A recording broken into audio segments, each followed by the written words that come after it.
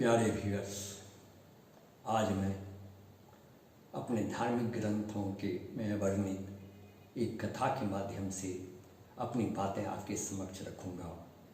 मुझे उम्मीद है मेरी ये बातें एक शिक्षक शिष्य के रिश्ते को परिमार्जित तो करेगी ही, साथ ही साथ शिष्यों के भविष्य को संरक्षित, सुसज्जित और उज्जवल बनाने में भी सहयोग देगी।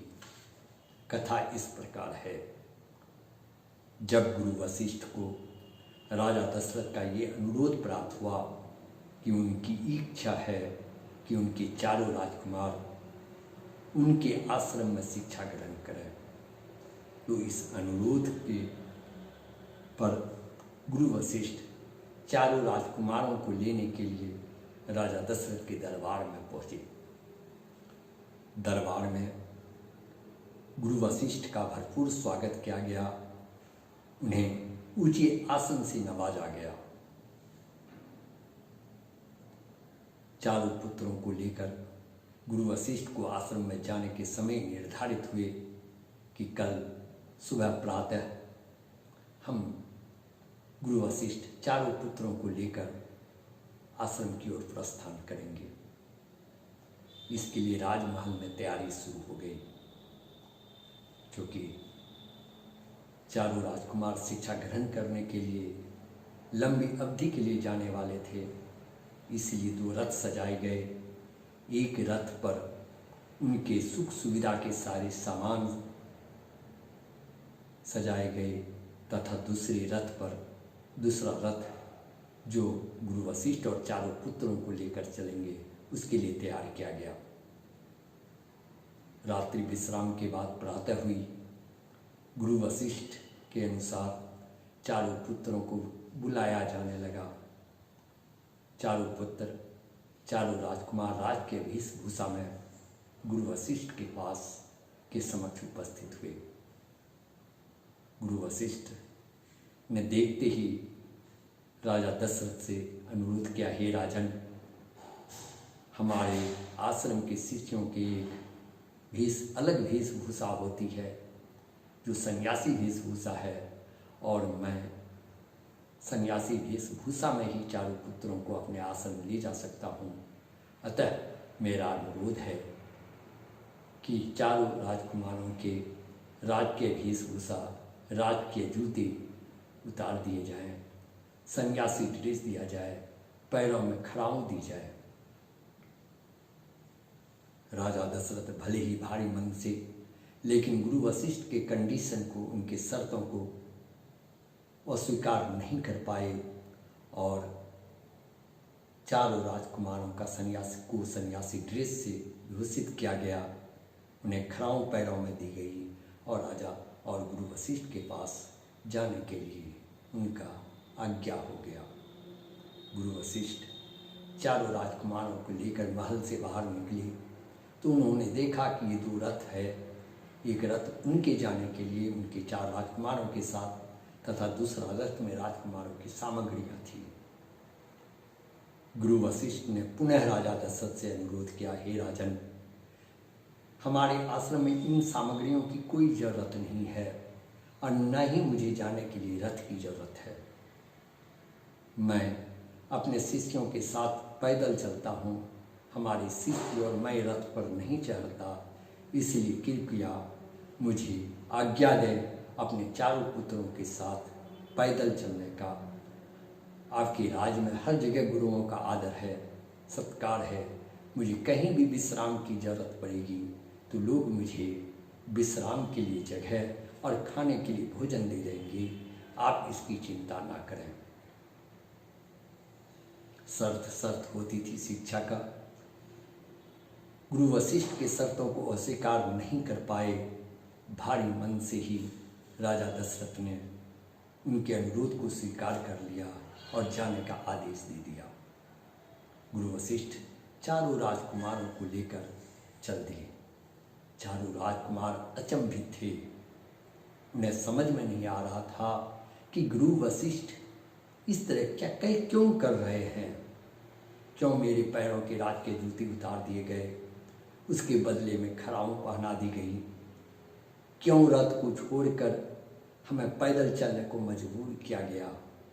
लेकिन किसी में भी गुरु वशिष्ठ से पूछने की हिम्मत नहीं थी।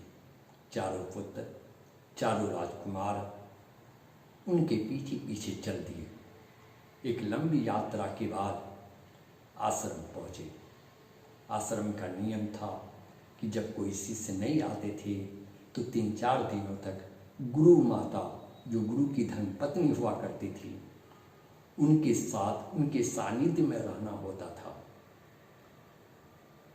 रात्रि भोजन के बाद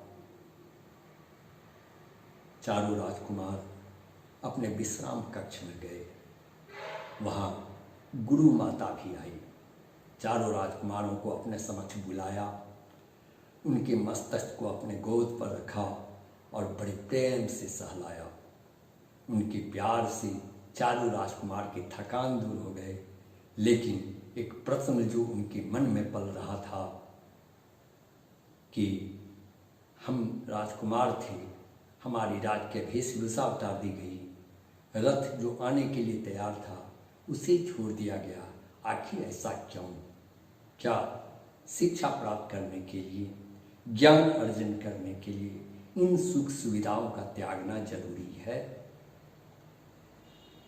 उस प्रश्न को श्री राम ने गुरु माता के समक्ष रख ही दिया कि हे गुरु माते, आखिर ऐसा क्यों गुरु वशिष्ठ ने किया? क्यों हमारे राजकीय वेशभूषा उतारे गए? क्यों रथ को लौटा दिया गया और हम लोग पैदल आए? गुरु माता मुस्कुराई, उनके मस्तक को सहलाते हुए कहा, हे पुत्र, एक शिक्षक का उद्देश्य, एक ज्ञान का उद्देश्य, ज्ञान अर्जन का उद्देश्य सिर्फ शिक्षा प्राप्त करना नहीं, सिर्फ ज्ञान प्राप्त करना नहीं। शिक्षा का उद्देश्य है कि एक शिष्य को उस भविष्य के लिए भी तैयार करना है कि भविष्य में वह भविष्य में आने वाली किसी भी विपत्ति को जीत सके। वह अपने क्रियाकलाप को, अपनी शिक्षा का सदुपयोग कर सके, उसके भविष्य उज्जवल बन सके, उसमें इतनी क्षमता आ जाए कि आने वाली विपत्ति को जीत सके। और इसी के लिए गुरु वशिष्ठ ने आपको भविष्य के लिए तैयार कर रहे हैं।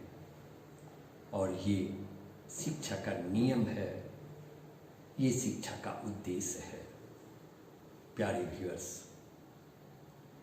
वही शिक्षा का परिणाम था कि राम और लक्ष्मण 14 वर्ष वनवास में खाली पैर, नंगे पैर दर दर भटकते रहे, लेकिन अपने पिता के आज्ञा का पालन भी करते रहे।